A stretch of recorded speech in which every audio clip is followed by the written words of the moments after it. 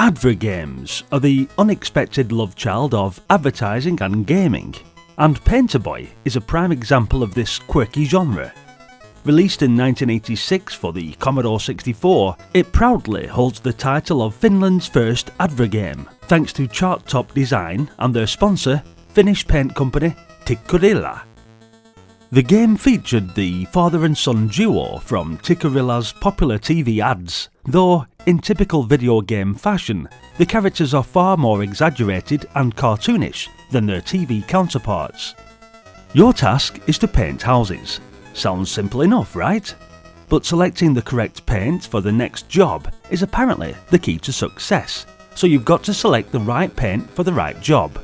Unfortunately for me, I have absolutely no idea how to properly pronounce any of these Finnish words, but for reference, I'll stick them on the screen now. If it helps at all. After you've no doubt selected the wrong paint, you hop into your car and drive it to the job, all while avoiding catastrophic crashes. Once you've made it in one piece, it's time to get your hands dirty and paint the house. You need to paint the various sections of the building, whilst also avoiding painting anything that shouldn't be painted, such as dogs, birds, your dad, and the girl next door. After completing a painting task or accidentally painting any undesired objects, it's time to navigate back to the starting point to receive another task. Think Driving Simulator meets House Flipper, with paint as the true star of the show. It wasn't just a game, it was Finland's bold answer to why watch ads when you can play them. So you continue in this colourful world, cruising around a top-down map, hunting for houses to paint, with Tikkurila's finest shades. But don't get too comfortable behind the wheel, as crash your car and it will explode in a dramatic spectacle. Again, once you manage to reach your destination, the game shifts to this side view perspective, where you paint a house while dodging Master Kajavanen's disapproving gaze, and, of course, trying to win over the girl, because nothing says romance quite like freshly painted walls. The map is pretty huge too, with all the names of the destinations nicely labelled on this particular map I found online. None of it helped. As I learnt by doing a little research, and you really have to excuse me for my terrible pronunciation here, but Painterboy was the brainchild of Teo Pellinen, who was already programming games in the early 1980s. I'm led to believe that poika in English means son, or hey boy, something along those lines.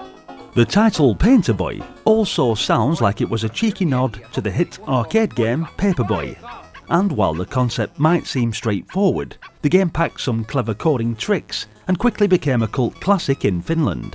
I have no doubt that this will be very nostalgic to the people of Finland who remember this game, and also the adverts for the paint company, and will certainly bring back some happy memories of those times in the 1980s.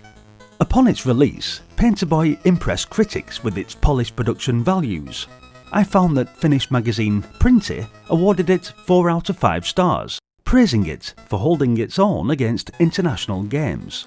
Although the all-Finnish instruction manual definitely would have left the majority of us non-Finnish speakers scratching our heads. I literally only played this one recently, but I quite enjoyed it to be fair.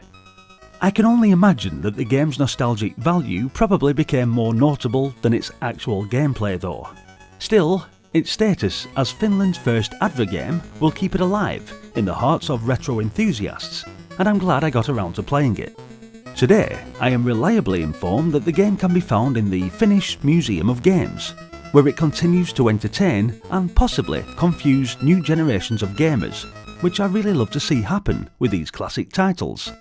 The game is a fascinating artifact of 80s corporate marketing in video game form. It's not just about painting.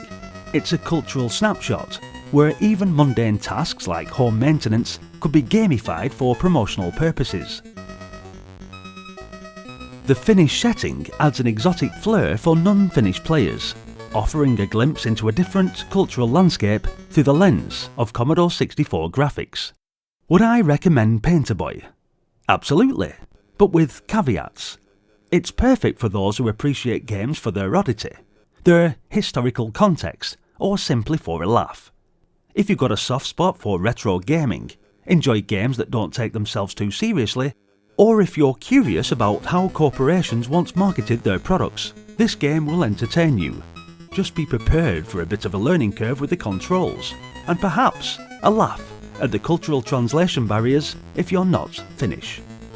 So the next time you wonder how a game about paint became a thing, remember, in 1986 Finland, literally anything was possible, even virtual house painting. Thanks for watching, guys. Before I go, I must mention that you should also definitely check out one of my other favourite games from Finland with Uno to the Pudo Mutta Male, which can also be found on the channel. Hit the like button if you enjoyed the video, and be sure to let me know what you thought of Painterboy in the comment section. Are you from Finland, and did you have this for your Commodore 64? I'd be interested in hearing your feedback.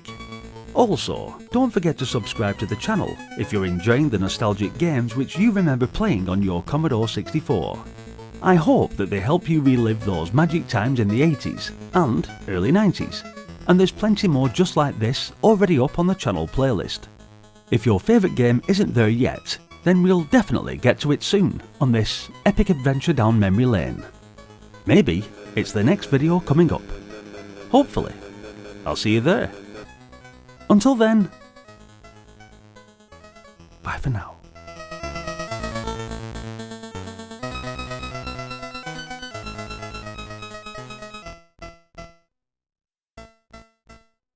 Thank you to the following Patreons for your continued support, and also those who joined the YouTube membership. You guys really are the lifeblood for the channel and spur me on to continue making these nostalgic videos. Much love, and thank you once again. Stay retro.